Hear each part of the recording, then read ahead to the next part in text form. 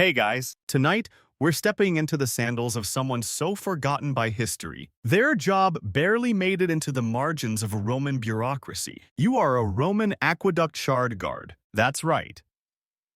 Your sole purpose is to patrol a crumbling segment of one of the greatest engineering marvels of the ancient world and stare at damp stones for hours. Every day, you're perched on a gravel path in the middle of nowhere, somewhere between dusty care and a sheep-worn olive grove, and the sun's just starting to dip into that tired, golden Roman haze. The aqueduct looms beside you like a fossilized ribcage, bones of an empire whispering ancient instructions you can't quite decipher. Birds scatter from its arches as your hobnailed sandals crunch the gravel. Step after gloriously uneventful step. It's quiet, except for the dull trickle of water above your head. This aqueduct shard doesn't even carry the full volume anymore. It's more like the backup stream. The overflow chute. The oops, we built too much edition. But you're assigned to it because Rome doesn't just throw away infrastructure. No, Rome preserves, even the moldy bits. So, before you get comfortable, take a moment to like the video and subscribe, but only if you genuinely enjoy what I do here. And let me know where you're watching from and what time it is. Your local hour might just match mine. Now, dim the lights. Maybe turn on a fan for that soft background hum, and let's ease into tonight's journey together. You trudge forward, eyes flicking between the slightly warped stone blocks, worn like old teeth. You've memorized every crack, every lichen cluster, every vaguely face-shaped discoloration. Your shift began in the Sextahora mid-afternoon, and it'll stretch deep into the chill of early nightfall. There's no break room, no fort, just your path, your aqueduct, and your fading will to remain upright. The job, if you can call it that, is simple. Patrol this shard of aqueduct and report anything unusual. Except, no one defined unusual. 1 week ago, you sent word about a bird's nest clogging a runoff spout. The message was eaten by goats before it even left the outpost. The truth, nobody's reading your reports. Historians still argue whether aqueduct shard guards even submitted logs, or if you were just glorified moss watchers with delusions of paperwork. You pass a shallow channel where water trickles sluggishly. The flow is warmish, tinted a light orange from sediment, and gives off a faint, uncanny scent like wet brass and rosemary gone bad. You lean in, just a little, inspecting the speed of the current. It's just as tepid and unmotivated as you are. In the distance, a low hill humps under a cypress. That hill hasn't moved in centuries, but you check it anyway. Paranoia is a shard guard's only hobby. You adjust your satchel. It's heavier than usual, probably from the 3 emergency stones you packed this morning in a fit of readiness. Or boredom. Hard to say. Somewhere overhead, a bird lets out a shrill, opinionated screech, as if offended by your mere existence. You flip it a silent salute. That's when you stub your toe on a loose paving stone, an annoying but not unusual hazard. You squat down and lift it. Underneath is a nest of centipedes, glistening like bronze chainmail. You pause, not because you're afraid though you are, but because this is the most action you've seen all week. You take out your chalk stick and make a note on the aqueduct's base. Loose stone. Centipedes. Probably not military spies. You think about writing a full report? But again, goats. Also, your stylus broke 2 weeks ago, and you've been using an olive twig carved into a sort of point. Surprisingly effective, though it gives your handwriting a desperate, unhinged flair. The wind shifts, and with it comes the smell of baking clay and faint sewage. Typical Roman city outskirts aroma. It's oddly comforting, familiar. The way distant laundry smells when you know you don't have to wash it. You keep walking, passing an old engraving etched into the support column. A crude face with wide eyes and a tongue sticking out. Probably some bored predecessor. You add a monocle to it and walk on. Suddenly, you stop. There, on the aqueduct's rim, is something new. A small pile of pebbles, carefully stacked like a cairn or a message. Could be a child's prank. Could be an ancient sign. Could be a very bored turtle's art project. You crouch to investigate. The pebbles are smooth, rounded by water probably taken from the flow above. And there are 6, always 6. That's the strange part. Historians still argue whether Roman workers used pebble piles as a form of low-tier code warnings, blessings, or tally marks for jobs completed. You do the only responsible thing. You knock the pile over. You're not falling for some pebble-based curse again. Not after what happened near Ostia. The sun finally dips below the aqueduct line,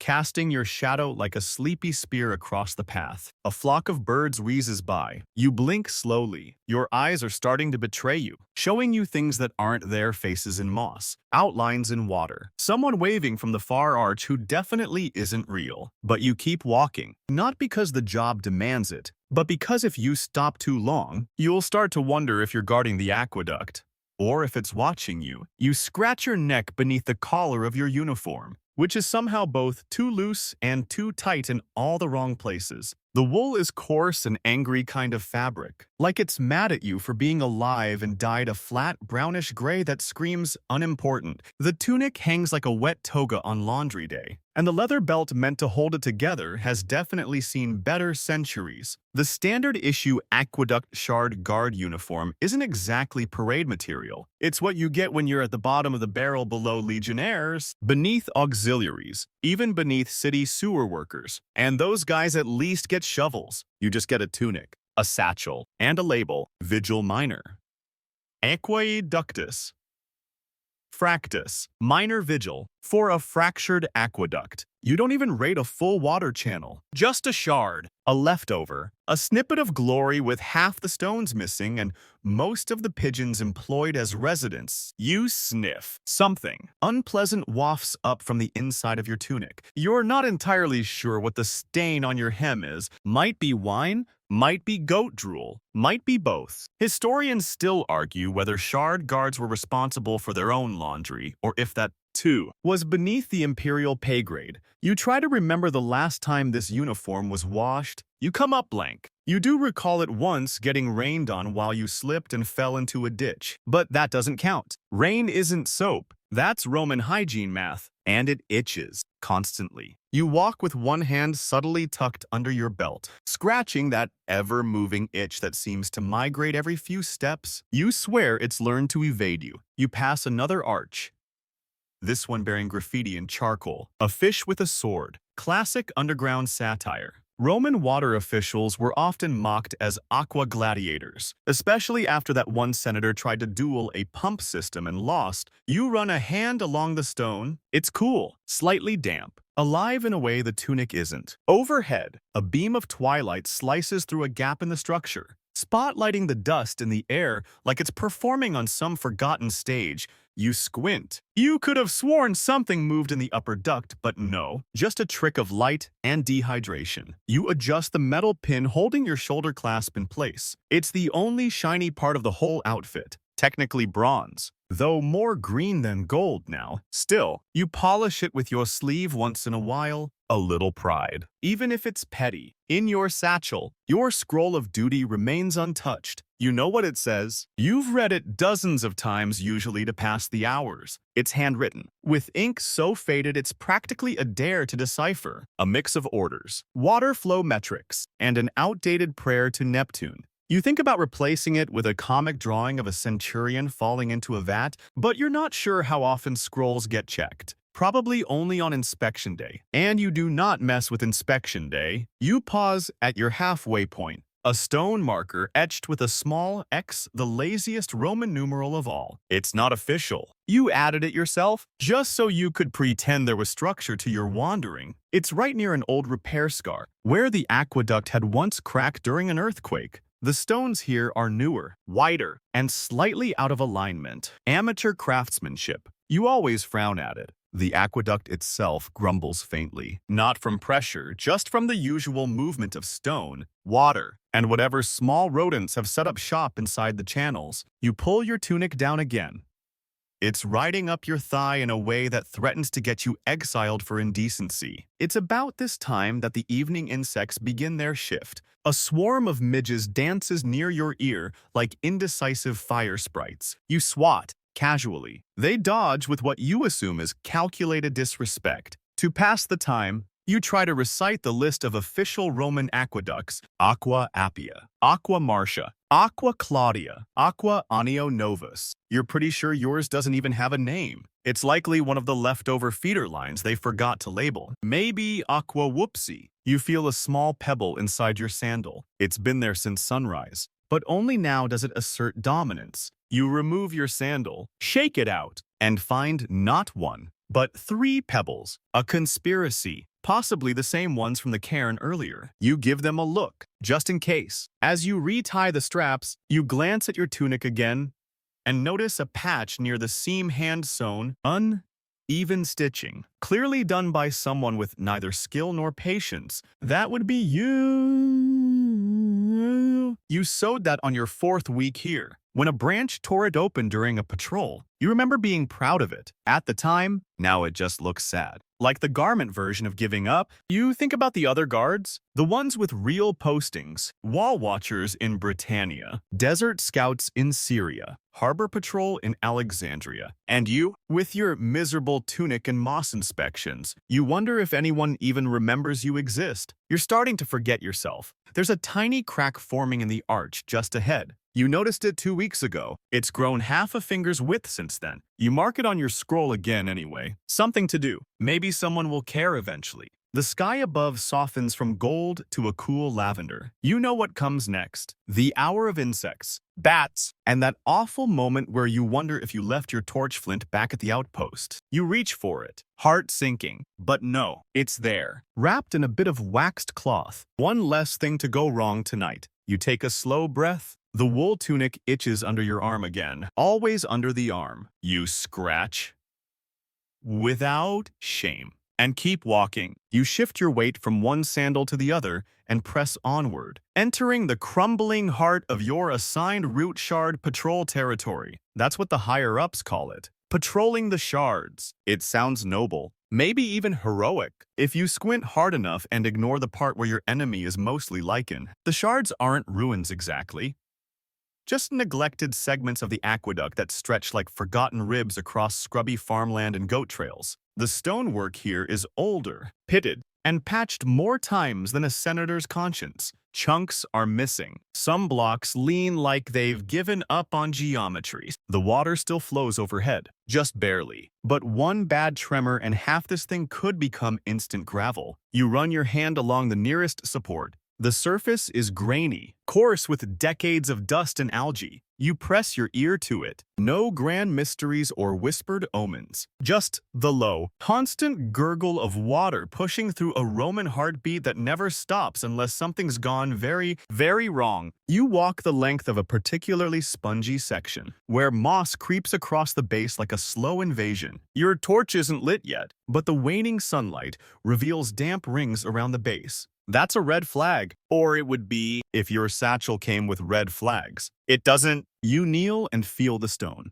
It's cool, but not wet. The moss, though thicker than it should be, suspiciously so. You pluck a piece, rub it between your fingers, and it leaves a green smear across your palm. You sniff it. Definitely moss. Possibly edible. Probably not recommended. Historians still argue whether aqueduct moss was ever used medicinally, or if that's just another folk legend from overly creative rural scribes. One scroll from Gaul claims moss stew cured a fever. Another suggests it just made a soldier vomit impressively into a senator's lap. You make a note on your scroll, Shard 7, moss spreading, no current leak, slightly judgmental smell. That last part's for your own amusement. If someone ever does read these reports, you'd like them to know you were funny, or at least trying to be. Above you, a vine dangles lazily from the upper arch, almost like it's trying to shake your hand. You ignore it. You've been fooled before. Another 50 paces brings you to a jagged edge where the aqueduct was once sheared clean off, likely by an earthquake, landslide, or extremely determined elephant. You don't know the exact cause. There's no record of it. You only know it happened before you were assigned here, and the repair crew gave up halfway through, probably due to lack of imperial interest or a sudden snake infestation. Hard to say. This is the most treacherous part of your patrol. The gap is spanned by a narrow wooden scaffold,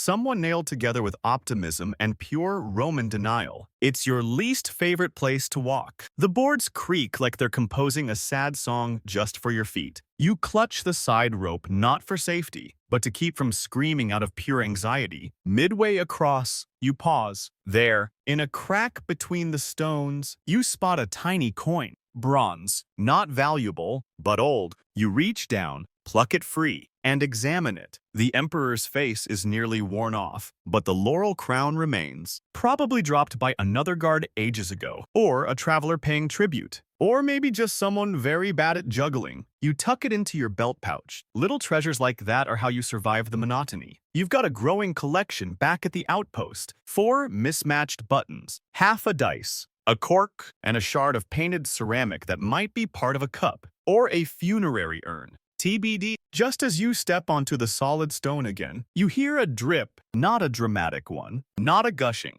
catastrophic, end of empire kind of drip, just a lonely little plink. You freeze, look up, nothing, look down, nothing. Then you see it, a faint shimmer near the base of the arch, just below where 2 stones meet. It's leaking, just a little. You crouch, press your thumb to it, and feel a cold bead trail down your knuckle. You frown. That's not supposed to happen. The main channel is lined, sealed, and elevated. Leaks are bad, even small ones, especially here in the Shards, where a little leak becomes a hole, becomes a crack, becomes a very large pile of sad stone pieces. You pull out your emergency patch kit. It's less kit and more bundle of wax, cloth, and deeply misplaced hope. You press a wax plug into the crevice, then bind it with twine and a scrap of linen. It's temporary, just long enough for the engineers who will never come to not fix it. Still kneeling, you hear a sudden flutter. You look up sharply. A bird, some scruffy crow, flaps down onto the aqueduct rim and stares at you. Just stares, like it knows something. You stare back. Don't even think about it. You mutter. It blinks once, then drops something. A white bird gift of digestive opinion. Narrowly missing your scroll. You sigh. That was your last clean spot to write. You stand, dust yourself off, and move on, cursing under your breath. It's not just the birds, or the moss, or the endless gravel underfoot. It's the fact that no matter what you fix, what you catch, what you document, no one ever notices. Still, you check every crack, every joint, every misaligned block, because someday, maybe someone will look back and say, "Who kept this aqueduct standing another year?" And maybe they'll find your name. Or at least that scroll with the moss joke. The light fades faster now. Shadows stretch like lazy cats along the aqueduct base, and your patrol takes on a quieter, almost theatrical feel. Evening in the Shards is less about watching for structural faults and more about surviving the creeping sensation that you're not alone, which you are. But still, you round the next column and pause. A gentle whisper threads through the stone arches, not a breeze exactly, more like a sigh. It moves in low pulses, sliding along the mossy undercarriage, curling in the gaps between stones. You know this sound? You've heard it for months. And yet, tonight, it sounds different. You tilt your head. The whisper undulates, not with the randomness of wind, but something almost patterned, rhythmic, as if a long-dead engineer were mumbling about your patch job. You're hearing things, you murmur to yourself, but are you? Historians still argue whether the vaults and chambers of aqueducts could produce natural harmonics, or whether those unexplained sounds recorded in older scrolls were just the result of overworked guards slowly losing their minds. You're starting to lean toward the latter. Still, the noise persists. You follow it not out of bravery, but because your route demands it, and also because turning around would mean explaining, in writing, why a breeze made you flee, and your dignity can only take so much damage in one shift. The arches grow tighter in this stretch, built close together, more compact, probably a reaction to that one incident with a collapsing mule cart. The path narrows, hemmed in by aging stone. You walk slower now. Your ears perk. Every scuff of your sandal echoes weirdly. Then it happens again. That whisper clearer this time. Not quite words, but definitely not wind. A low, dragging hiss that carries across the arches. You freeze, and just like that, it's gone. You feel ridiculous and cold. The temperature has dropped noticeably in the past few minutes, like the air itself has retreated. You rub your arms. Your tunic is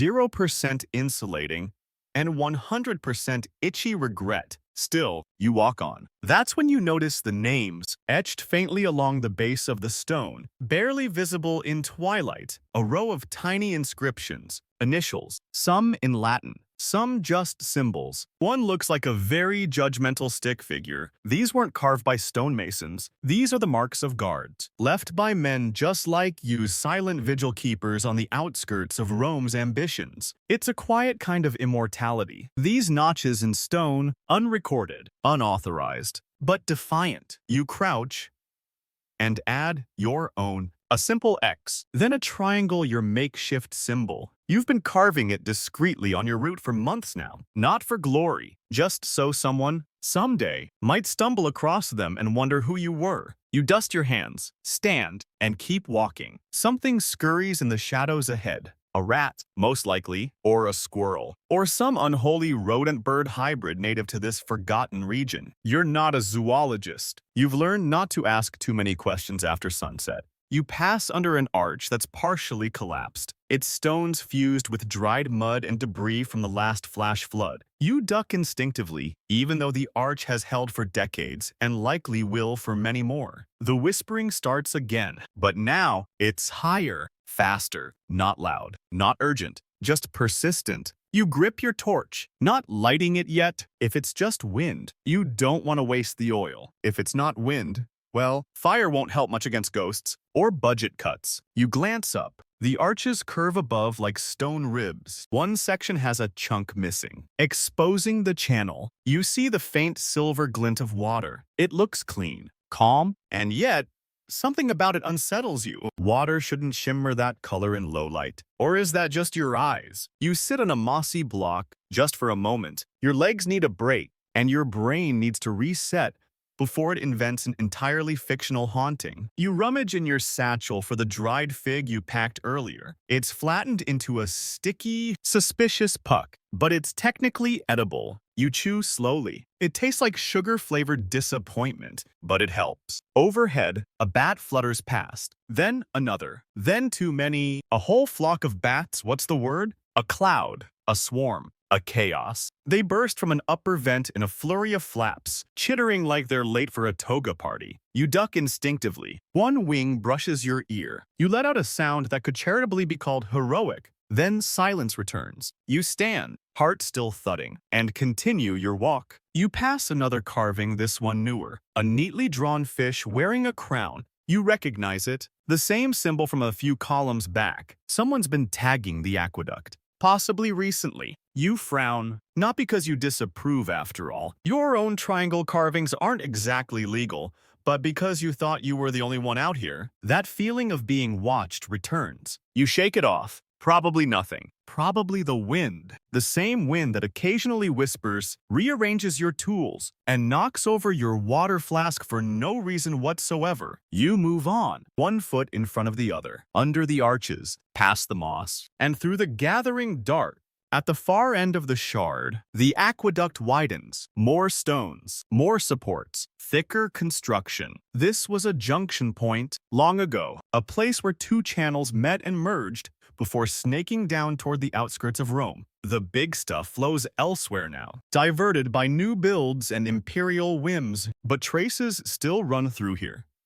Faint echoes of pressure, of water that once mattered. You touch the stone, warm from the sun, slick with condensation, and under your fingers. For just a second, you feel a pulse. Not of water, of something else. Stone memory. You take a deep breath and step back. Maybe it's just your imagination, or the fig, or dehydration. Or maybe the aqueduct remembers the men who built it, and the ones who watch over it still. Even the forgotten ones. Even you. You shift the satchel's weight again. It's starting to dig into your shoulder. Not that there's anything heavy inside, just a poorly balanced mix of half-functional gear. You step onto a wider stone platform where your route usually flattens out for a while. A small blessing. It's here you pause and take inventory of your so-called tools. Let's see. Item 1. A bucket. Unironically, the most valuable object in your arsenal, not for carrying water, no? That would make sense. This bucket is mostly used to collect debris, loose stone chips, and the occasional overconfident frog. It's dented on one side, probably from that time you tripped over a root trying to chase a runaway fig. Item 2. A torch. It's unlit right now, but you keep checking it compulsively. It's wrapped in oil-soaked cloth, tied too tightly with twine you stole from the storage hut. You've never had to use it in an emergency yet, but you've lit it during inspections just to look more official. The flame makes the moss glow an eerie green and casts dramatic shadows that almost make this job look important. And finally, item 3, a scroll. Your faithful, smudged companion. The papyrus edges are curling now, and half the ink has blurred into nonsense. It includes a rough schematic of the aqueduct's original layout, which is laughably optimistic at this point. The rest is written protocol, Latin instructions penned by someone who clearly never visited the field. For example, Rule 3. Respond to structural anomalies with expedited reinforcement. Yes, sure, you'll just expedite some reinforcement from the team of invisible engineers hiding in the fig trees. You unroll the scroll again and scan the section that always bugs you. Prevent tampering by wildlife, vagrants, and Gallic mischief. No mention of what to do about aggressive goats, or moss colonies, or whispers. You scratch a note at the bottom with your dull stylus. Amend to include livestock with vendettas. It won't help, but it makes you feel seen. Your shift tonight includes this maintenance stop, a little stone alcove half swallowed by time, about the size of an outhouse, but twice as depressing. It's technically a supply station, but nobody's restocked it since the last Saturnalia. And that was, what? 4 months ago. 5. You're on the edge of the empire and on the bottom of the priority list, which is impressive, considering how many places Rome actually forgot about. The door is crooked, barely hanging from its iron hinge. You nudge it open with your foot. It squeals in protest, and you step inside to find, yes, as expected, a rat nest in the corner, a spider the size of a spoon nesting above the lintel, and your one remaining clay cup smashed in the far corner like it lost a duel. You sigh. There's a half-empty jar of olive paste in the back. It smells like betrayal. You leave it alone. You rummage through the pile of supplies. One coil of rope frayed, a spare torch head moldy, one sandal unmatched, and 2 bricks with what looks like imperial tax stamps. What are bricks doing in here? Who leaves bricks in a storage alcove? Probably the same genius who etched Caius was here into the inner wall. You recognize the name. Caius was the guard before you. You never met him, but you've seen his graffiti all over this route, usually paired with crude drawings of aqueducts collapsing onto fat senators. He had a theme. There's something comforting in that, a reminder. You're not the first to patrol this stretch, not the first to open this creaky door, not the first to wonder if the Empire even remembers you're here. You take a breath and step back outside, letting the wooden slab creak shut behind you. The sky's gone from lavender to deep violet. A single star blinks awake, probably Venus. You nod at it. Like it's an old friend clocking in late, your scroll slips from your satchel and unrolls partway on the ground. You stoop to pick it up. And that's when you notice something odd, a new marking on the stone path just beside your foot. A line of ash or soot in a neat arc, fresh. You're sure it wasn't there earlier. You run your finger along it. Still warm. Possibly recent torch burn. Possibly a prank. Possibly deep breath. A symbol. Historians still argue whether Roman workers had unofficial glyphs for danger, sabotage, or do not step here unless you want a bad time. The soot arc is clean, intentional. You scan the path for more. Nothing else visible. But now your eyes are peeled. You step around the mark, just in case. You've developed an allergy to unexplainable signs. Just then, your torch flickers. Wait, what? It's not even lit. You frown and check it again. Still tightly wrapped. But for a moment, in the reflection of your bronze pin, you could have sworn. Never mind. You're just tired. The kind of tired that makes shadows dance and your own footsteps sound foreign. You sit down on a half-fallen column base and let your head rest back against the aqueduct's cool flank. It hums faintly with moving water, a kind of ancient lullaby. Steady, predictable. Unlike everything else in your life, You allow yourself a moment. Close your eyes. Breathe in the scent of damp earth, old stone, and faint torch oil. And maybe, if you really concentrate, the softest, slowest whisper of the aqueduct telling you, you're doing enough. You open your eyes slowly. The sky has deepened to near black, with only the outline of the aqueduct still catching the last glow of twilight. A few stars wink into view overhead, passive observers to your endless circuit of checking and rechecking damp stones. You rise stiffly, stretch your legs, and sling your satchel over your shoulder again. That's when you hear it. A thunk, a low, stubborn sound, like something heavy being knocked against stone. You freeze, eyes scanning the gloom ahead. There it is again. Thunk, shuffle, thunk. You step forward cautiously, feet rolling heel to toe on the gravel, your every motion deliberately quiet. The noise seems to be coming from around the next arch, where the aqueduct bends slightly and narrows. You round the curve slowly, holding your breath, and then you see it. A goat. A very large, very smug goat, standing on the aqueduct base like it owns the place. It turns its head slowly, meets your eyes, and bleats in a tone that sounds, somehow, like mockery. You sigh so deeply your ribs ache. Not this again, not tonight. Domitian, you mutter. That's what you've named him. After the old emperor with the same haunted, vacant expression. This goat has been your nemesis for weeks. No one knows who he belongs to. He just shows up, stomps around the stonework like it's a grassy hilltop, knocks over things you thought were secure, and leaves little goat reminders all over your patrol path. He's standing on Shard 9, the most fragile segment of your entire route. And now he's chewing on your warning sign. Domitian, I swear to Juno.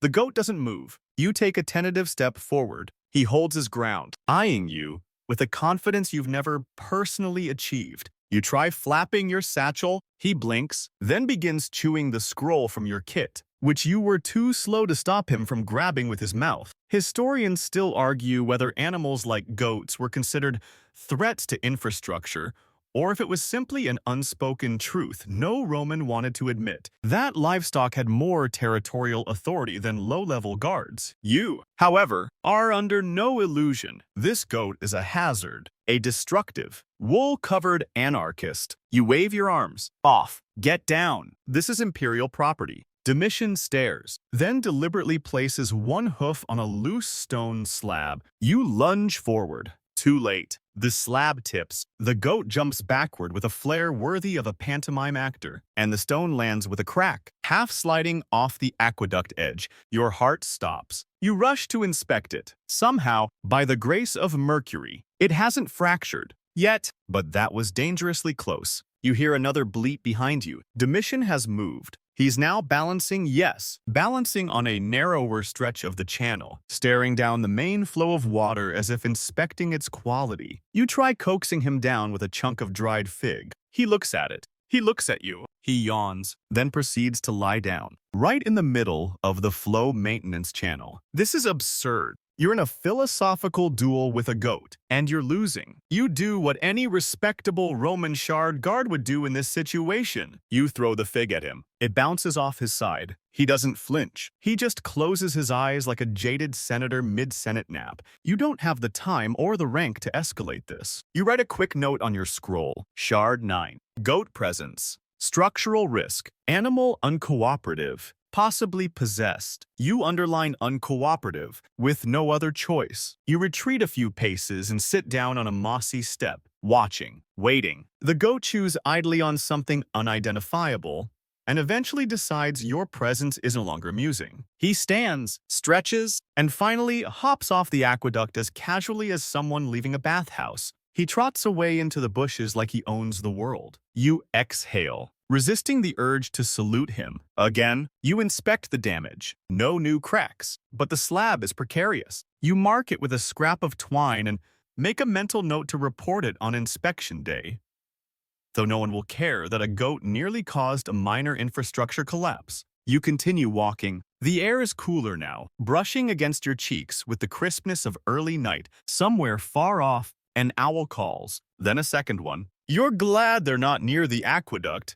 You've had enough animal encounters for one evening. Up ahead, you see a few faint hoofprints in the gravel path. Domitian's legacy. You kick some dirt over them out of petty revenge. Then something catches your eye on the far side of the aqueduct wall, near the base where the light from your unlit torch barely reaches. A scrap of parchment. You crouch down, curiosity outweighing fatigue. The parchment is damp but intact. You peel it up gently, careful not to tear it. There's writing on it. A single phrase, non-solace s. You're not alone. You stare at it. Goosebumps creep up your arms. You scan the darkness instinctively. Nothing moves. No sound. Not even a whisper. You flip the parchment. The back is blank. You have no idea who left it. No idea when. But it's recent. The ink hasn't run yet. It's a chilling reminder that somewhere, somehow, someone else is watching this aqueduct. Maybe another guard. Maybe not. You slip the note into your satchel, wedging it between your scroll and a half-melted candle stub. A chill creeps down your spine, not from fear, but from the kind of awareness that only comes in the dead hours of a shift when the stars are sharp. The stone is silent, and you realize you're part of something old and vast and slightly unhinged. The wind picks up. You shoulder your satchel and keep moving. The stars above have multiplied, clustering like gossiping neighbors across a cloudless night sky. You walk slowly now, your boots brushing against loose pebbles as you listen more carefully than usual. The note still weighs on your mind. Non-solus, you're not alone. The words echo in your thoughts with each step, like a secret tapping against the back of your skull. You glance at the aqueduct again. Its arches a chain of stone vertebrae stretching into shadow. The moon is rising behind it now, casting elongated silhouettes across your paths. Everything looks familiar, but a little too familiar. The kind of déjà vu that suggests you've walked this exact same stretch with the same thoughts far too many times. You reach a narrow passage between two buttresses. Here, the aqueduct presses close to a rock wall, forcing you to squeeze through. As you do, you catch a scent something foreign. Not rot, not moss, not goat thank Jupiter. No, this is sharper. Lanolin, oil, ink. Someone's been here. You crouch, inspecting the base stones. There, a smudge of black soot,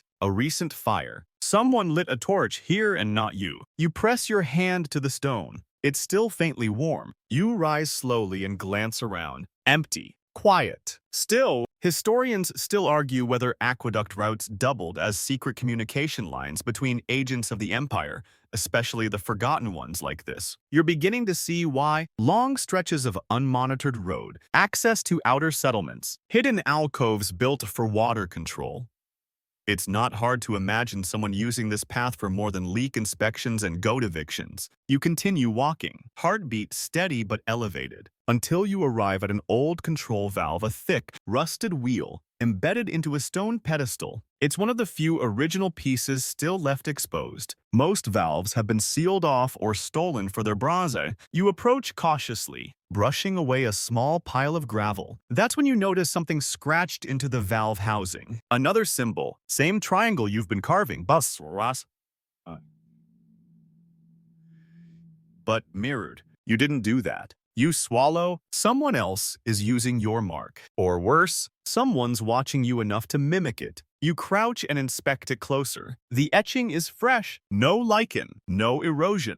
Whoever left it did so in the last day or two. You look behind you. Still no sound, no movement. Just the aqueduct stretching quietly under the stars. Pretending it's asleep, you leave your own countermark, just a diagonal slash beneath the triangle, a quiet message to whoever's out there. I see you. 2. The valve groans as you test it, still stuck. Not that it matters. The shard doesn't get enough flow for manual diversion anymore. Still, you turn it a quarter rotation, just in case. Nothing happens, but the noise echoes. You sit for a moment and unwrap your flask. Just water, lukewarm, from a day of sun exposure. You sip, then pour a little onto your wrist, letting the coolness soak into your skin. It's calming, temporarily. Then, as you recap the flask, your eye catches something in the dirt behind the pedestal. A scrap of cloth, faded red, frayed at the edges. Uniform material, but not yours. You pick it up carefully, holding it to the moonlight.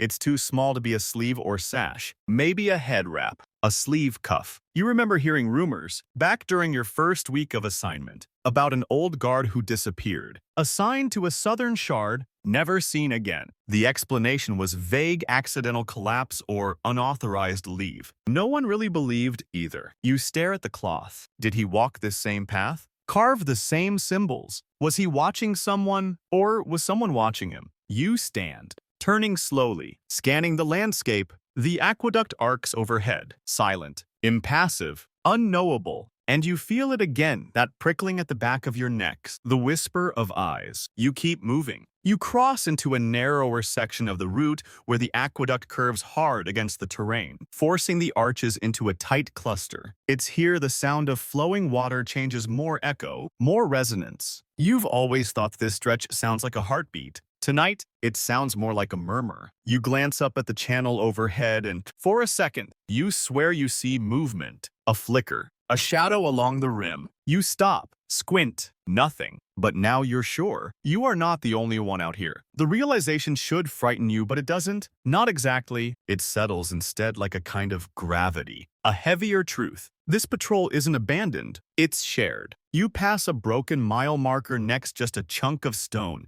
Its numerals long since scraped away by time and weather. It's lopsided, half buried in dust. But tonight, you notice something new. Beneath it, faintly scratched in a semicircle, a row of dots, 6 of them. The same pattern as the pebble cairn you found earlier. You kneel. Why 6? Is it a countdown? A grouping? A symbol? Historians still argue whether dot patterns like this were primitive code among early Roman engineers or simply tally marks left by bored workers. You touch the last dot. It feels no different from the others. And yet, something inside you shifts. You smooth the dust around it, careful not to erase the pattern. Then, you sit back and look up. The moon is high now, bright enough to make the aqueduct shimmer faintly. And there, clear against the topmost arch, silhouetted for a single heartbeat, is a figure, motionless, watching, then gone. You don't call out. You don't run. You simply stand. A long breath in, a long breath out. Then you write on your scroll, observed silhouette,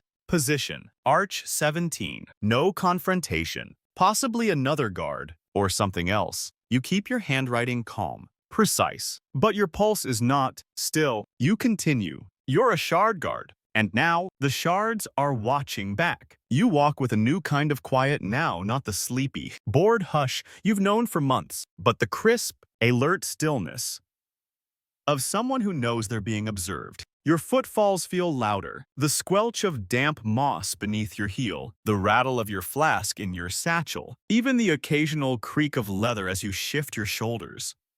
Each sound slices the night like a blade. The wind has settled, and with it, the world feels suspended, like a breath held too long. You round another bend in the aqueduct. This one's known for its crumbling cornice, a decorative flourish no one asked for but which some long-dead architect insisted upon. Time hasn't been kind to it. Chunks of marble litter the path, shaped vaguely like grapes, vines, and one piece that you swear looks like a foot. You pause at your usual spot to inspect for new cracks. As you lower yourself to examine a bulging stone, your hand brushes something unexpected. A bundle of twigs tied with red thread. You recoil slightly. The bundle is neat, deliberate. It's not trash. It's not bird nest material. It's something else. You pick it up gently. The red thread has faded with time, but the knot is still tight. You tilt it in the moonlight. Carved into one twig. Second, 7. A Roman numeral. You glance behind you. The air feels thicker. Your breath clouds slightly now, even though it shouldn't. This isn't high enough or cold enough for condensation. You drop the twig bundle into your satchel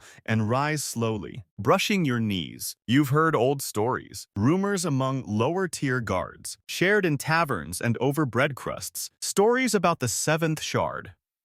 A stretch of aqueduct once used by a secret group of engineers during a plague, sealed off after a sudden collapse. Some say they were left behind, forgotten. Others say they never left. You always thought those tales were theatrical nonsense. Now you're not so sure. You mark the location mentally. It's not in your records. No mention of it in any route scroll or inspection log. which means someone went out of their way to hide this place or everyone simply stopped asking questions. You press on. Around the next corner is a ventilation shaft, a vertical pipe that connects to the aqueduct channel above. These shafts are rare out here. You've only got 3 on your entire route. This one is the tallest, nearly 5 meters, and lined with slippery algae. Usually, it's just a landmark. Tonight, though, you notice something new. A rope, thin, old, frayed, hanging down inside the shaft. Barely visible in the gloom, you tug it gently. It holds. Against your better judgment, you shine a small flame, just a spark from your flint. The light catches on the damp rope, and for a brief second, you see something glimmering above. A metal latch. Someone installed a trapdoor. You didn't know that. It's not in any schematic, not in any note from the quartermaster or your predecessor's graffiti. You stare up at it, jaw slack. A trapdoor in a ventilation shaft. It doesn't make sense unless someone needed to access the aqueduct from inside. You step back. The image sits in your mind, heavy as a helmet. Someone up there, watching through the trapdoor, pulling the rope up when needed. Who? Why? For how long? Historians still argue whether Rome's maintenance routes included concealed access points for secret inspections, covert movement of messages, or even unsanctioned rituals by desperate guards, driven half-mad by isolation. No one really knows. Most don't even ask. But you're starting to wonder if you've stumbled into one of those gaps in Roman history that was meant to stay forgotten. You move faster now, not in fear, not yet, but urgency clings to you like the sweat under your tunic. You reach the southern end of the Shards, an open clearing where the aqueduct meets a gully before rising again. Here the stone is clean, too clean, recently swept. Maybe the dust just never settles. You kneel at your regular checkpoint stone and check the carved X you made months ago. Still there, but now right above it is a circle. Delicate, precise, scratched so lightly it almost disappears in the moonlight. Not your mark. You stand and scan the area. Silence. The whispering wind returns. Just for a moment, you think you hear your name, but no. Just the trick of air through stone. You scribble into your scroll, pressing harder than you need to. New symbol. Circle above X. Possibly recent. Not mine. Possible second observer. You stare at your own handwriting. It looks panicked. You underline observer, then cross it out, then rewrite it smaller. You roll up the scroll and shove it back into the satchel. As you rise, you hear something clatter behind you. Your breath catches. You whip around. A stone rolls to a stop near your foot. You stare at it. No cliffs above. No wind strong enough to move it. No animal in sight. You step toward it cautiously. It's warm. You nudge it with your boot. It rolls. In a circle. You back up slowly, resisting the urge to run. And then, from somewhere just out of view, a voice, soft, calm, matter-of-fact. You see it now, don't you? You freeze. Every part of your body wants to turn and look, but you don't. You just stand there, listening. But nothing follows. No footsteps, no sound, no breath. You turn, slow as a funeral drum. There's no one there, just the aqueduct, ancient and unmoved, stretching on as if nothing's happened. You reach into your satchel and retrieve the scrap of parchment, non-solus s. You press it flat against your scroll. Hold it there a moment, then fold them together and tuck them into your tunic. Over your heart, you're not alone. And now, you believe it. The road ahead feels longer now, not in distance but in meaning. You walk on, each step carrying the weight of realization. Someone else is here, or was, or maybe always has been. And the aqueduct. It's not just stone. It is not just engineering. It's a memory. One long, uninterrupted memory etched in marble,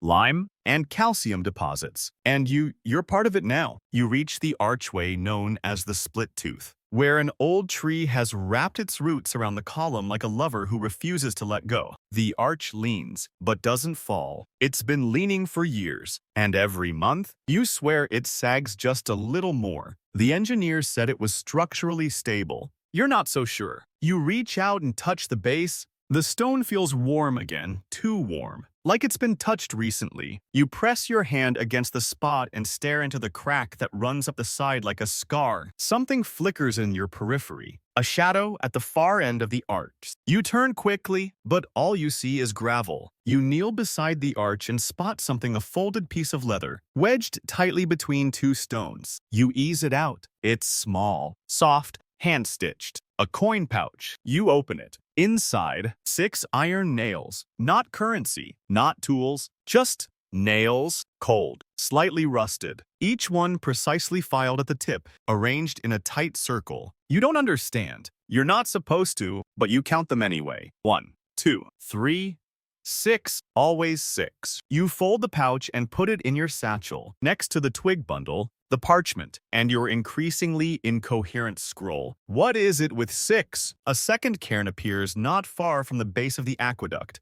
A stack of stones balanced impossibly well. 6, again. This time with the top one shaped like a triangle. You approach it, circle it, touch nothing. Somewhere overhead, a tile shifts. Just a nudge, the tiniest scrape of terracotta against stone. You look up, pulse racing. There's a vent slot halfway up the channel wall. It wasn't there yesterday. You would have noted it. You always note those things. You back away slowly. This is no longer routine. This is surveillance. Traps. A language written in geometry and grit, and you're just starting to learn the alphabet. You think back to the early days of your posts, the tedium, the isolation, the mental games you played to stay sane, the boredom. Now, you'd give anything for a boring night. Your next checkpoint is the fractured cistern, a water-holding alcove built into a natural dip in the terrain. Long dried out, it's since become a haven for frogs, moss, and mosquitoes the size of light infantry. But tonight, it's different. You hear chanting, soft, low, barely above the rustling grass. You stop.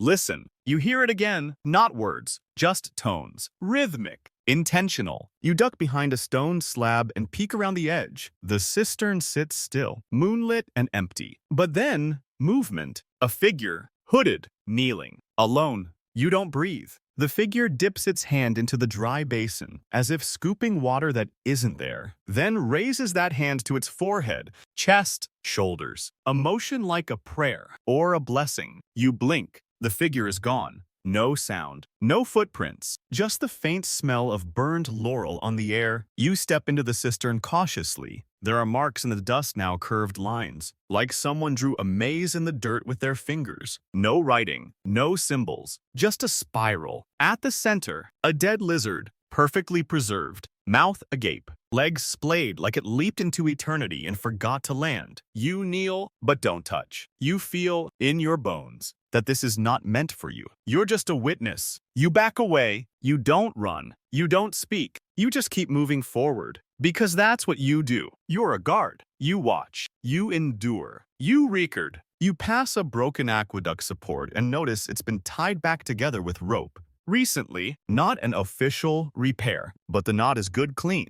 Taut, reinforced. Someone cared. Someone else is maintaining this place, or protecting it. From what? You think of Domitian the goat, smug and unbothered. He knew, somewhere in this madness, even the animals understood something you didn't. You rub your face, exhausted. The whispers return, but now they're closer. You can't tell if they come from the aqueduct or your own chest. Then, just as you pass under the next arch, you find something new. A torch, lit, placed carefully in a wall sconce, still burning. Its flame doesn't flicker. It burns like it knows you're coming. You pause, look around. You're alone, but the torch says otherwise. You reach for your scroll with trembling hands. New entry, section beyond split tooth, markings, circle, nails, spiral, figure at cistern, torch left burning. Possible companion or signal. You pause, then add, no longer alone, not afraid, not yet. You keep walking. The aqueduct follows. You carry on, the torchlight fading behind you as the night presses in like a velvet curtain.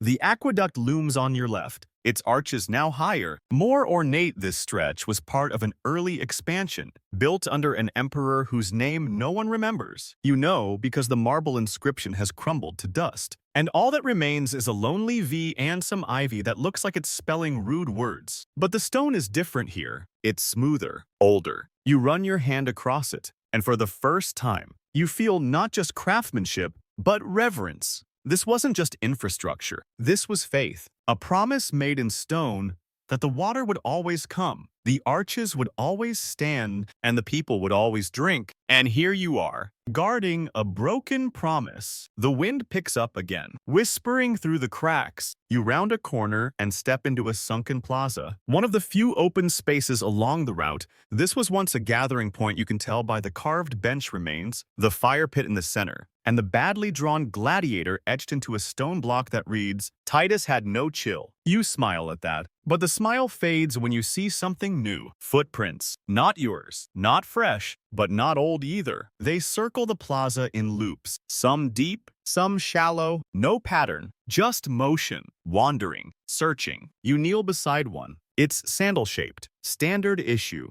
Another guard. You follow the trail to the edge of the plaza, where it suddenly stops at a cistern hatch.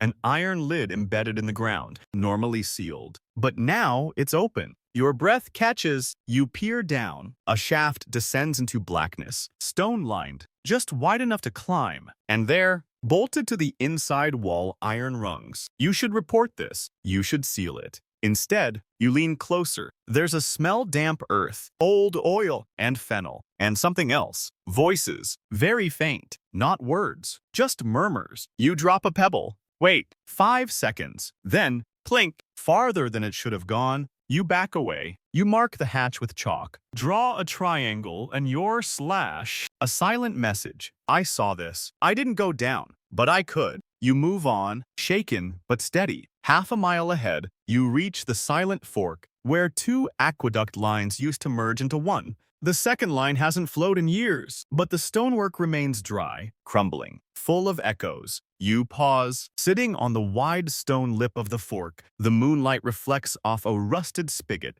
and the broken remains of a channel divider, now more rust than metal. You rub your temples. You haven't seen another human face in weeks. You haven't spoken aloud in hours. You're carrying a bundle of twigs, a nail pouch, a mystery note, and the suspicion that you are somehow not the only one keeping vigil here. You think back to the training days, if you can call them that. Some ex-legionnaire with half an ear shouted at you about structural responsibility and then handed you a scroll with the wrong region stamped on it. That was it. That was the whole seminar. There was never any talk of symbols, or whispers, or watchers. You lie back on the stone, staring up at the sky. Stars again, all in their place. Unlike everything else, you let your eyes drift shut, just for a moment. That's when you hear it. Music, distant, hollow, like a lyre, or a flute, played badly by someone who doesn't care who's listening. You sit up, it's coming from the dead channel. You rise and follow it. The sound echoes strangely, sometimes fading entirely, sometimes rising like a tide.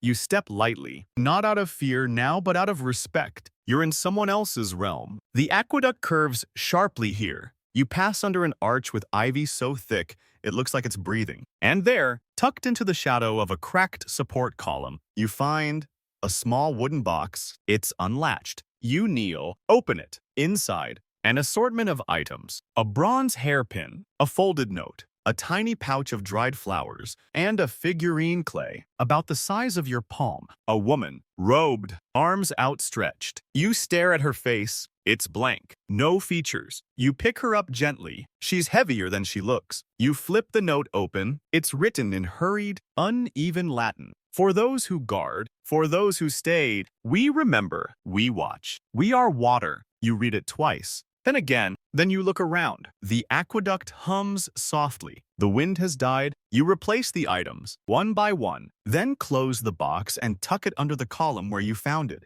You don't know who left it, but it wasn't trash. It was an offering, and you're not ready to take it. You stand slowly. This place, the fork, the dead channel, the odd music, it wasn't meant to be fixed. It was meant to be remembered. Maybe that's your job now. You walk on, less sure of what you're protecting, but more certain that it matters. You round the last curve of the night. The aqueduct stretches out before you, vanishing into trees. And just before the next bend, you see it again. A figure, standing still, watching. This time, you don't flinch. You nod. The figure doesn't move, and neither do you. For a moment, you both just exist, two keepers of a forgotten path, standing watch as the Empire dreams elsewhere. The figure lingers. You can't see a face, just a shape cloaked, unmoving, perfectly still against the fading moonlight. You hold your ground, not out of bravery exactly, but because somehow this feels like protocol, like you've stumbled into a ritual that predates your shift by centuries. You raise a hand in the simplest greeting you can manage. Not a wave, just acknowledgement. The figure tilts its head barely. Then it steps backward into the trees and is gone. No sound, no rustle, no grand exit, just absence, quiet and total. You exhale, only now realizing you were holding your breath. Whatever that was, it wasn't meant to scare you. You continue your patrol, heart thudding like a faulty water valve, pulse matching your steps. The aqueduct beside you curves gently to the left, entering what the maps call the Ghost Stretch, a 2-mile segment known for its uneven construction, erratic flow, and the tragic collapse of a nearby village during a minor earthquake nearly 50 years ago. No one lives here anymore. Just ruins, vines, and a lot of awkward silences. You've always hurried through this stretch before, but tonight, you slow down. The arches here are thinner, poorly aligned, the kind of work a provincial project manager might sign off on. Then flee the region. You run your fingers along one. There's an unusual inscription, shallow but intentional. Aqueduct-Shard. Memoria tenet. Water leads. Memory holds. You whisper the phrase aloud.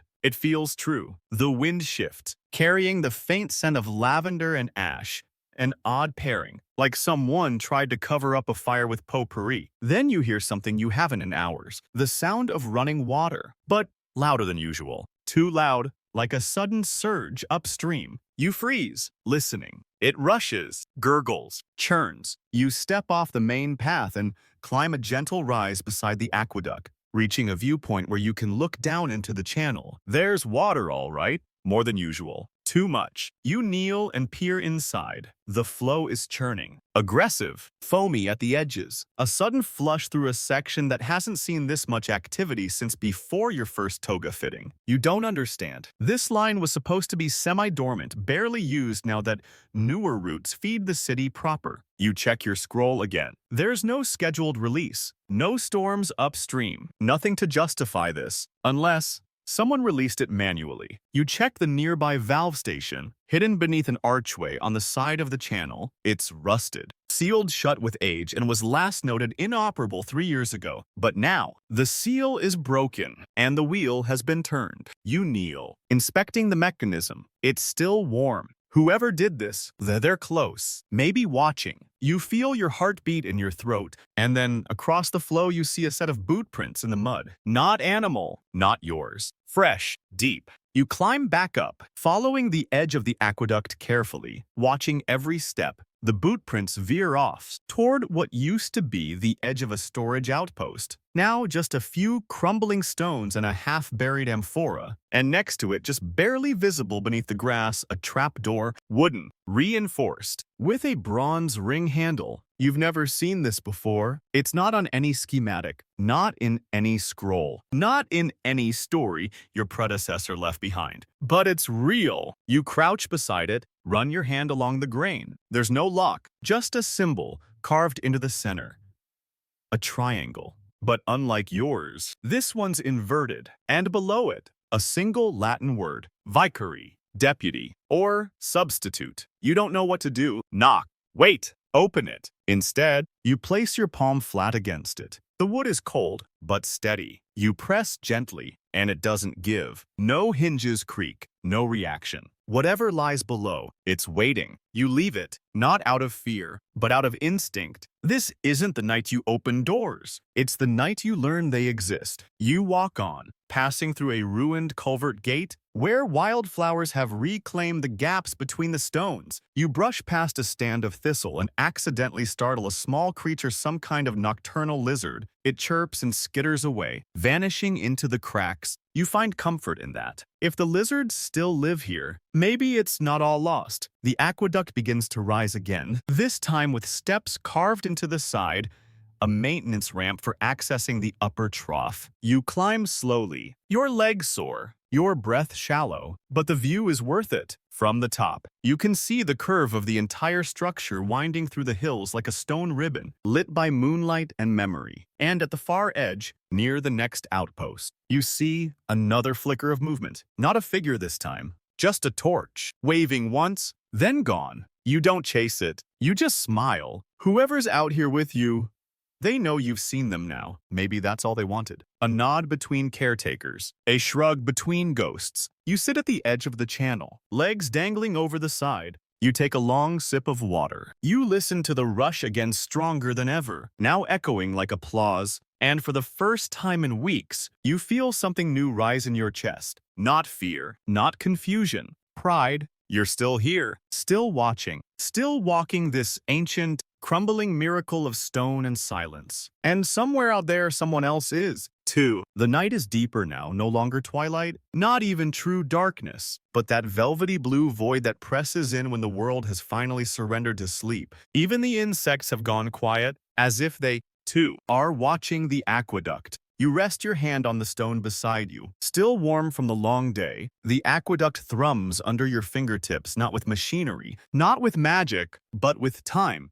Generations of footsteps, of rain, of moss, of silence, all pressed into its skin like a memory you weren't supposed to notice. You rise. Your satchel feels heavier. The scrolls, the trinkets, the unanswered questions. But you carry it anyway. You always do. You descend the narrow stair carved into the flank of the aqueduct. Your boots slick with dew. At the bottom, the path tightens into a narrow track flanked by vine-covered ruins, what used to be maintenance barracks, long since overtaken by nature. You glance inside one out of habit. Something glints. You step in carefully, your hand brushing aside a low-hanging branch. On the floor, a mirror shard, half buried in the dust. You crouch, pick it up. It's small, but clean, polished, recently wiped, and written along the edge, in tiny scratched letters, "Don't look back." You stare at your own reflection for a moment. Your eyes look tired. More than tired. There's a new line at the corner of your mouth. A weight in your jaw. You tuck the shard into your satchel. Beside the bundle of twigs and the nails, everything is a sign now, even silence. Historians still argue whether mirrors were common in Roman engineering outposts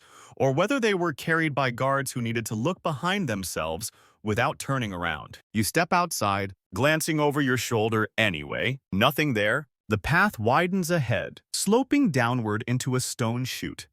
A gradual decline meant to regulate pressure. Now overrun with moss, you navigate it slowly, gripping the aqueduct side like a lifeline. At the bottom, a fork in the path. One side veers off into what once was a garden, now a tangle of nettles and fennel. The other, a tunnel, half hidden, carved into the rock itself, one of the earliest access ways, long since closed for safety. You know this because someone painted the words non-transire across the entrance in fading red, "Do not pass." But the paint's been scrubbed. You kneel, run your finger across the edge of the stone, smooth, worn. Someone's gone through. You shine your weak lantern into the tunnel. Just for a second, you see a mark your symbol, the triangle, with a slash beneath it. Not yours, someone else's version of your mark. You straighten, then you do something unexpected. You laugh, softly, almost kindly. Whoever this is, they're not threatening you.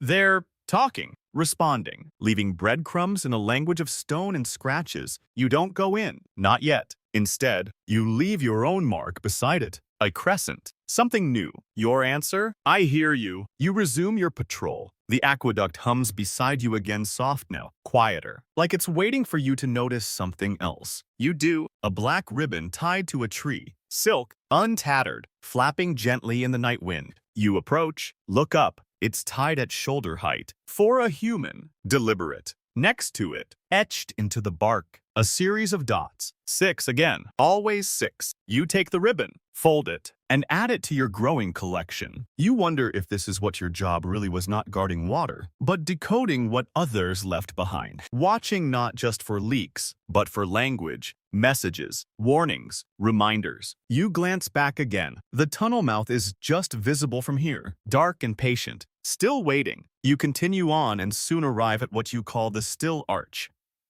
the tallest and most perfectly preserved section of the aqueduct on your route. It's magnificent, balanced, grand, a proper Roman wonder, untouched by time, and tonight it's glowing. Not from moonlight, from firelight. At the top, near the water channel, you see them, candles, lined along the edge, flickering, dozens of them. You stare, stunned. You didn't place them. No one told you this was part of any ritual or remembrance. Yet there they are, each candle spaced precisely, aligned to the curve of the stone. You count them, 36. And for a moment, you remember there were 36 shard guards. Once, when the aqueduct was first completed, each one assigned a stretch, a duty, a vow. Most are gone, forgotten, their names never recorded. But someone remembers. Someone lit a candle for each. You walk up the ridge that leads to the top, slowly, reverently. Each step echoes in your chest. When you reach the summit, the air is still. The candles crackle softly, their flames dancing in a breeze you can't feel. You walk between them. No symbols, no signs, just flame and shadow. And there, in the center, a folded cloak. A guard's cloak, old but well kept, draped carefully over the rim of the aqueduct like a banner. You touch it, it's warm, and inside the fold, tucked with care, a medallion, circular, bronze, stamped with the aqueduct's sigil, the Aqua Augusta, and a name you don't recognize. You turn it over, inscribed, "For those who walk alone." You take nothing. You just stand there, in the center of fire and stone, memory and water. You are not the only one who walked this way, and somehow, that changes everything. You descend from the still arch slowly, almost unwillingly. It feels like leaving a temple, or a tomb, or both, behind you. The candles continue to burn, unwavering in the breeze that somehow skirts around them like a respectful whisper. You don't look back, not because of fear, but because it feels like to do so would be rude, like turning around in a sacred space with your boots still muddy. The path ahead narrows. This stretch always does. Between here and the next maintenance alcove lies the spine road, a sharp, uneven section of trail where the aqueduct weaves directly along a ridge. Stones protruding like vertebrae beneath the soil. Few animals tread here, and even fewer humans. The wind howls more freely in this corridor, a strange echo chamber for the night. You tighten your cloak and press on. Halfway down the ridge, you spot a broken sundial perched at an angle along the aqueduct's edge. It's an odd place for it. No sun ever hits this stretch directly. The dial's face is cracked, its gnomon rusted and bent, but someone's left something in its shadow. You kneel. A feather. Not from a pigeon, not from a raven. You know your birds. This is a peacock feather. Now, that's curious. Peacocks are sacred to Juno, goddess of protection and warning. They're also not native to this region, not unless someone brought one up here, which feels extravagant for a night watch. You hold the feather to the moonlight. The colors are iridescent, even now, as if it remembers the sun. You roll it between your fingers, then slide it into your satchel beside the mirror shard and the cloth scrap. You stand, look around. No footsteps, no signs of who left it. You consider, briefly, that maybe this route isn't yours alone to patrol. Maybe it's been on patrol far longer than you've been assigned to it. You reach the end of the spine road and descend into the shadow cleft, a narrow cut in the terrain where the aqueduct dips and disappears beneath a rocky overhang. This part always creeped you out in the early weeks. Too dark, too damp, too many whispering echoes of your own footsteps. Tonight, it's calmer still until you reach the bottom, and you see it, etched into the stone wall, a mural. You'd never noticed it before. It must have been scrubbed clean recently. The soot and dust cleared from the surface. Figures, human, hooded, all facing a central column of water, their hands outstretched. Beneath them, carved in tight script, aqua non ducit tantum meminit. Water does not merely lead it, remembers. You step closer. Your breath fogs against the stone. You trace the figures with your fingers. Each one is different. One holds a scroll, another, a spade. One has a broken spear, and the last farthest right has a triangle etched above its head. And beneath that triangle, 6 dots in a circle. 6 again. Always 6. Historians still argue whether Roman civil engineers used symbolic murals like this for initiation or farewell ceremonies. Some say it was superstition. Others say it was documentation in code. Few have survived intact. You've just found one? You take out your scroll and sketch it carefully. Every line, every symbol, and then something strange happens. You hear your own voice, but not speaking, singing, soft, wordless. A low hum, melancholy, soothing, utterly unfamiliar. You freeze. It's not an echo. It's above you. You look up. At the top of the cleft, outlined in faint torchlight, stands a figure. Cloaked, silent, not watching, singing. The same lullaby tune you didn't know you knew. Then, like breath through silk, they're gone. You remain frozen, heart pounding. You whisper the tune back, just one line, just to see if you can. You can. You don't know where you learned it. Maybe you didn't. Maybe it was waiting in your bones. You climb out of the shadow cleft slowly, mind buzzing with images. The mural, the song, the triangle, the dots, the feather, the figure, all of it spinning like a constellation you've only just begun to recognize. As you crest the ridge, the landscape changes again. Ahead lies the Bone Orchard, a name you gave it yourself, though it's not marked on any official route. It's not a graveyard. It's a grove of olive trees, long dead, their bleached trunks twisted and hollow, scattered like the ribs of a fallen god. No one prunes them, no one harvests, but they remain. You walk between them in silence. A soft wind shifts through the branches, and you hear it again. That melody, now echoing, but this time layered, more than one voice. You freeze. Listen. It's coming from multiple directions. No words, just the tune. You step forward, heart thudding in your throat, and there, in the center of the grove, you see a circle of stones, 6 of them, forming a ring. Each stone is small, hand-placed, worn, and in the middle, a bronze bowl, empty. You kneel beside it, reach into your satchel. You remove the peacock feather,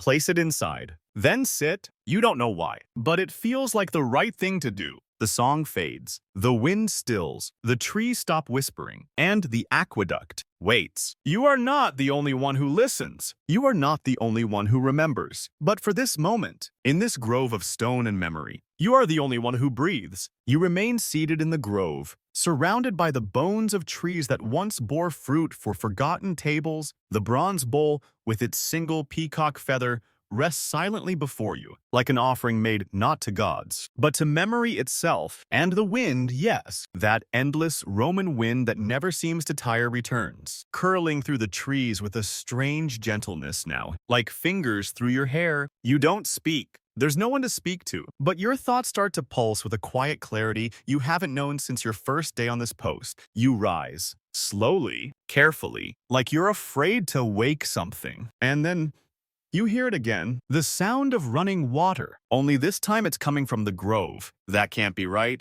There are no pipes here, no secondary routes. This isn't even near a spill valve, but it's real gentle, flowing, undeniably water. Not gushing, not surging, just passing through. Patient, confident, you step between the trees and find it. A thin trickle, running through the earth like a secret vein, skirting the base of the stone circle and winding its way toward the aqueduct a few meters beyond. It wasn't here before. You're sure of it. You kneel, dip your fingers in, cool, clean, not runoff, not rain. You taste it, fresh. Where is it coming from? You follow it to the aqueduct's foundation, where the stone meets the dirt. There, carved just below this grass line, almost hidden, a small spout, no larger than your thumb, set into the base, carefully engineered with precision. You stare. This isn't on any diagram. It's not part of the flow system. This is a bleed valve. Ancient. You've seen diagrams of these in scrolls dating back to the reign of Claudius. Most were sealed when pressure systems changed, but here it is still working, and it's been opened recently. Why? You step back and look again at the grove, and the 6 stones, and the bowl, and you begin to understand not everything here is about the aqueduct. Some of it is about those who walk it, those who stay. You press forward again, following the flow upstream this time, tracing the aqueduct toward the final stretch of your route, the Hermit's Bend. So named, of course, because an actual hermit once lived here, or so the legend goes. You've never seen him, or his hut, or any sign that a human ever camped near this sharp turn in the aqueduct's path. But tonight, the bend feels different. Less like a curve in infrastructure, more like a threshold. The wind dies entirely here. You step beneath the final arch before the bend and stop dead. Someone's carved something new, right into the keystone, the topmost wedge of the arch. It's your symbol.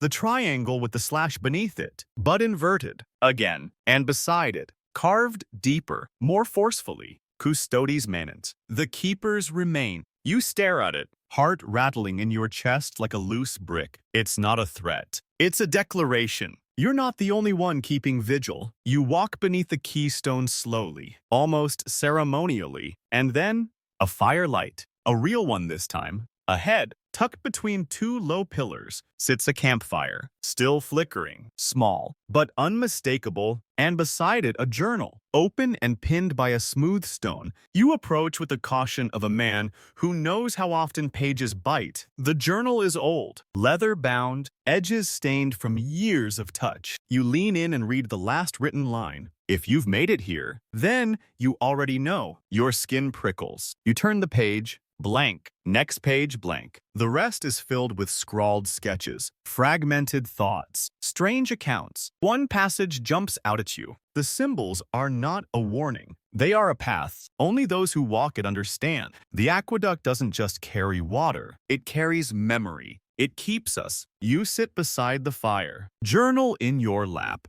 You stare into the flames and feel recognized. You add your own note on the last page. I saw the candles. I left a crescent. I listened. I walked. I will continue. You close the book and leave it where you found it. You stoke the fire just slightly, feeding it one thin branch. And then you notice something tucked beneath the stone that pinned the journal. A key, small, iron, worn smooth. Attached to it, a tiny scrap of parchment. On it, just one word. Tonight. You hold it for a long time in your palm. The key is heavy in a strange way, not by weight, but by decision. You look around. There are no doors here, no chests, no gates, no locks in sight. But something is waiting to be opened. You pocket the key. You know where it goes. You've known since Section 10. Back at the trap door in the outpost ruins. The one marked Vicari. The one that didn't open. Until now, you rise from the fire. The aqueduct hums beside you, its voice clearer than ever. It doesn't say words, but it says enough. It says, you've earned the right to see. You move through the final stretch like a man under spell, footsteps steady, heart barely contained beneath your ribs. The iron key is warm in your pocket now, not because of the fire, but because it knows where it belongs. Keys always do. That's their entire deal. The aqueduct arches loom around you like cathedral walls, silent and unjudging. They've seen everything. After all, floods, famine,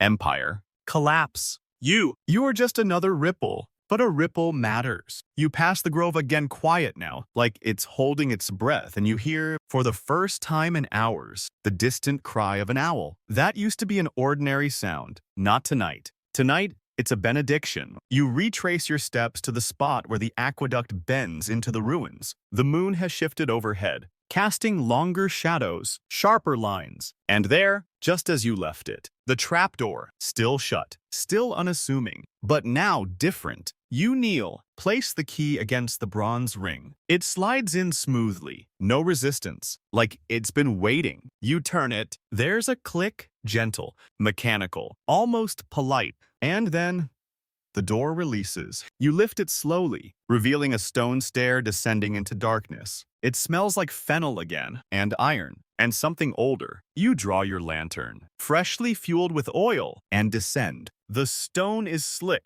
worn smooth by generations of feet. You count steps. 6, of course, then 12 more. You reach a landing, narrow, bare, and ahead, a wooden door. No lock this time. Just another symbol, the triangle, upright, and below it, the crescent you left carved earlier. Someone's been watching. You push the door open. It doesn't creak. Inside, a chamber, stone-walled, low-ceilinged, dry and warm, and around the edges, benches, shelves, tools, scrolls. This is no crypt. This is an archive. You step inside, lantern lifted, and your breath catches dozens of scrolls, labeled in looping, careful Latin, maps, names, patrol notes, symbols, all documenting the aqueduct, its repairs, its watchers, its oddities, its whispers. This is your legacy. This is what the Empire forgot but the aqueduct remembered. You kneel beside one scroll and read the title,